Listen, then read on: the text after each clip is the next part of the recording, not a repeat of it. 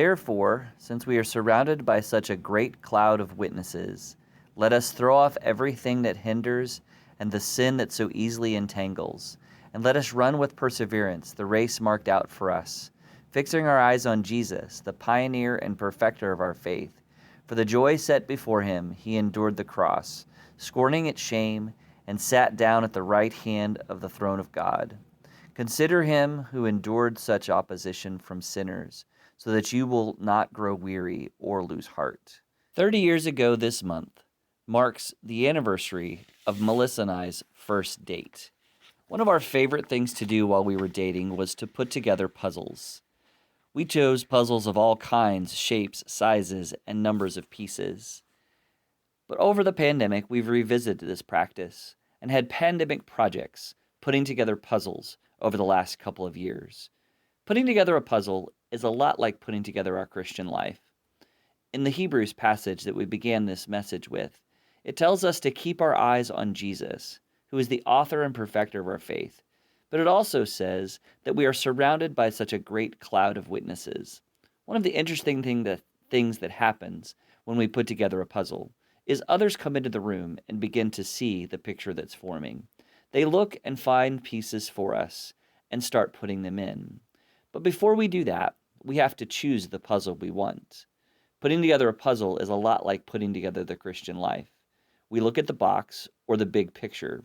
We go to a store and we look at all the boxes with all the pictures and all the shapes, and we choose which puzzle we want to complete. This is like looking across the landscape of the Christian faith. We choose the church, the people, the ideas and theology that we want to look at, and we begin to explore. Once we've chosen a puzzle, or chosen where we fit, we pick the puzzle out and we take it home. We open up the box and we dump out all the pieces and turn them all face up so that we can see all their shapes and colors and how they might orient to one another. But we also have to refer back to the picture from time to time, knowing that it will help us to see how it is that these pictures come together.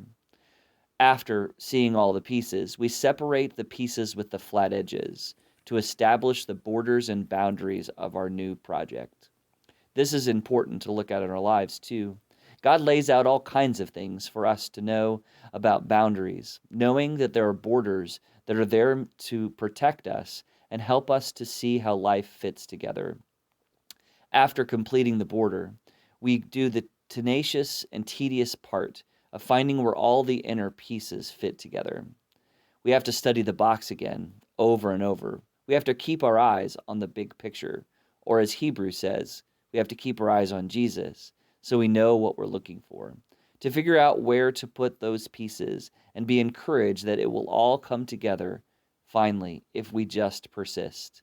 In Revelation chapter 2, verse 10, it says, "Be faithful, even to the point of death, and I will give you life as your victor's crown."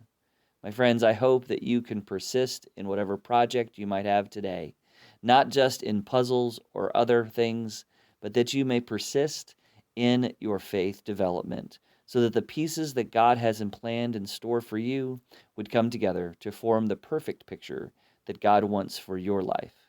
God bless you and have a great day.